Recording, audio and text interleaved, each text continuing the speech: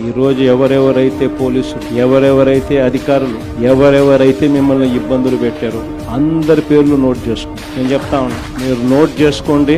ఒక్కొక్కడిని మాత్రం యూనిఫామ్ కున్న వాల్యూ ఏమిటి అనేది వాళ్ళకి అర్థం కావాలి. యూనిఫామ్ అంటే ప్రజలకు మేలు చేయడం కోసం యూనిఫామ్, అంతేగాని అధికారంలో ఉన్న వాళ్ళ కోసం సలాములు కొడుతూ గులాంగిరి చేస్తూ ఇటువంటి చిత్రహింసలు పెట్టే కార్యక్రమం ఈ రోజు అయితే ఏదైతే జరుగుతా ఉందో దీనికి తెర పడాలి అని అంటే ఏదైతే నువ్వు ఇచ్చినావో అది ఎలా పండుతుంది అనేది నీకు తెలిస్తేనే ఇంకొకసారి నువ్వు ఆ ఇత్తనం ఇత్తడానికి నువ్వు భయపడే పరిస్థితిలోకి నువ్వు వచ్చినప్పుడే ఇది జరుగుతుంది.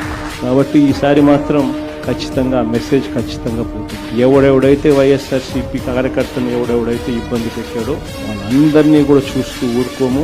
చట్టం మీద దోషులుగా నిలబెడతాము. ఒకవేళ వాళ్ళు రిటైర్ అయిపోయి వెళ్ళిపోయినా, లేకపోతే వాళ్ళు దేశం విడిచిపెట్టిపోయినా కూడా ఎవరిని వదిలిపెట్టం.